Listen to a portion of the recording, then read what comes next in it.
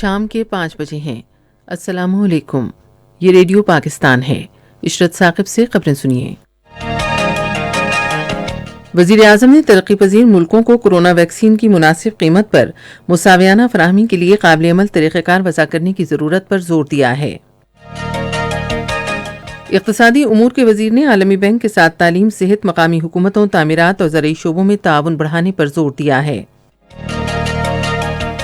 وزیر خارجہ نے کہا ہے کہ بھارتی حکومت کے ہندوؤں کی بالادستی کے نظریے نے اپنی غلط پالیسیوں کے باعث بھارت کا سیکولر چہرہ مسخ کر دیا ہے۔ کنٹرول لائن کے دونوں جانب اور دنیا بھر میں مقیم کشمیری کل بھارت کے یوم جمہوریہ کو یوم سیاہ کے طور پر منائیں گے۔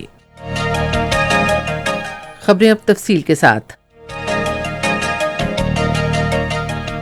وزیر اعظم عمران خان نے ترقی پذیر ملکوں کو کورونا وائرس کی ویکسین مناسب قیمت پر یکساں طور پر فراہمی کے لیے مؤثر لاہ عمل وضع کرنے کی ضرورت پر زور دیا ہے۔ انہوں نے آج ترقیاتی امور کے لیے قرضوں کی فراہمی کے بارے میں تجارتی اور ترقیاتی بین الحکومتی گروپ کے ماہرین کے بارے میں اقوام متحدہ کے چوتھے اجلاس سے ورچوئل خطاب کرتے ہوئے کہا کہ کوویکس کی سہولت کا دائرہ کار بڑھایا جانا چاہیے تاکہ ترقی پذیر ملک اپنے قیمتی وسائل سماجی اور اقتصادی ترقی پر خرچ کر سکیں۔ انہوں نے اس وبا سے نمٹنے اور معیشتوں کی بحالی کے لیے 5 نکاتی لاہ عمل کی تجویز دیتے ہوئے کہا کہ اس وبا سے بری طرح متاثر ہونے والے ملکوں کے لیے قرضوں کی ادائیگی اس وبا کے خاتمے تک ملتوی ہونی چاہیے۔ انہوں نے عالمی برادری پر زور دیا کہ وہ بدعنوان سیاستدانوں اور مجرموں کی جانب سے لوٹے گئے اثاثوں کی واپسی کے لیے اقدامات کرے۔ National command and control centre نے کورونا وائرس کے مریضوں کا کامیاب علاج معالجہ یقینی بنانے کے لیے معیاری ویکسین کی خریداری پر زور دیا ہے۔ یہ ہدایت آج اسلام آباد میں national command and control centre کے قومی رابطہ کار لیفٹیننٹ جنرل حمود الزماں خان کی زیر صدارت ایک اجلاس میں دی گئی۔ اجلاس کو بتایا گیا کہ تمام صوبوں نے کورونا وائرس کی ویکسین لگانے کے لیے ٹیچنگ اسپتالوں اور تحصیل اور ڈسٹرکٹ ہیڈ کوارٹر اسپتالوں کے عملے کی تربیت مکمل کر لی ہے۔ اطلاعات و نشریات کے وزیر شبلی فراز نے کہا ہے کہ حزب اختلاف کی جماعتیں متضاد بیانیوں پر عمل پیرا ہیں۔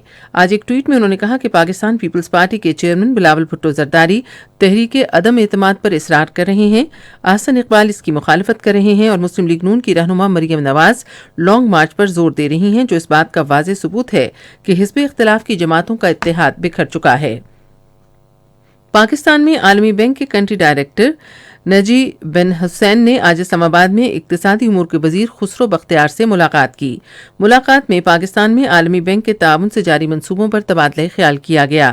انہوں نے تعلیم، صحت، مقامی حکومت، ہاؤسنگ اور زراعت کے شعبوں میں تعاون بڑھانے کی ضرورت پر زور دیا۔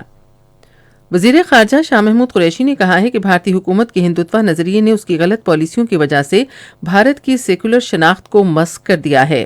وزیر خارجہ نے کشمیر کے بارے میں پارلیمانی کمیٹی کے چیئرمین شہریار خان آفریدی سے گفتگو میں، جنہوں نے آج اسلام آباد میں ان سے ملاقات کی، کہا کہ بھارتیہ جنتا پارٹی کی حکومت کے ہندوتوا نظریے کی وجہ سے بھارت میں اقلیتیں خود کو غیر محفوظ تصور کرتی ہیں۔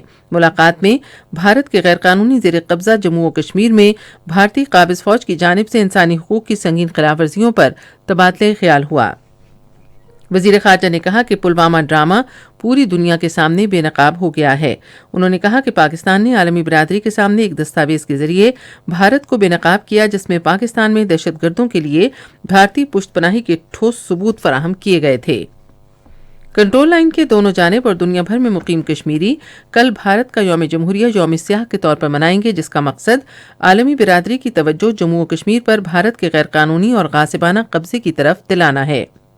یہ دن منانے کا مقصد مقبوضہ جموں و کشمیر میں قابض بھارتی افواج کی طرف سے وسیع پیمانے پر انسانی حقوق کی خلاف ورزیوں، بے گناہ کشمیریوں کی زیر حراست ہلاکتوں اور مسلسل مظالم کی طرف دنیا کی توجہ دلانا تھی۔ بھارت کے غیر قانونی زیر قبضہ جموں و کشمیر میں کل جماعتی حریت کانفرنس نے عوام پر زور دیا ہے کہ وہ بھارت کے غیر قانونی تسلط اور ریاستی دہشت گردی کے خلاف کل احتجاجاً مکمل ہڑتال کریں۔ بھارت میں حکومت کے نئے زرعی قوانین کے خلاف احتجاج کرنے والے کسان کل بھارتی یوم جمہوریہ کے موقع پر دلی میں ایک ریلی بھی نکالیں گے۔ ریلی دلی کے 3 سرحدی مقامات سنگھو، تکری اور غازی پور سے نکالی جائے گی۔ ممتاز ٹی وی اور فلم اداکارہ روحی بانو کی آج دوسری برسی منائی گئی۔ وہ 10 اگست 1951 کو کراچی میں پیدا ہوئیں۔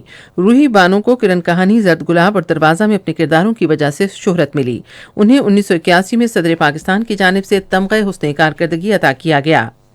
پاکستان اور جنوبی افریقہ کے درمیان ٹیسٹ کرکٹ سیریز کی ٹرافی کی تقریب رونمائی آج کراچی میں ہوئی. دونوں ٹیموں کے درمیان پہلا ٹیسٹ میچ کل صبح 10 بجے کراچی میں شروع ہوگا. خبریں ختم ہوئیں. مزید خبروں اور تجزیوں کے لیے ہماری ویب سائٹ ہے radio.gov.pk اور آپ فیس بک کے link radio Pakistan news official پر براہ راست ویڈیو سٹریمنگ بھی ملاحظہ کر سکتے ہیں.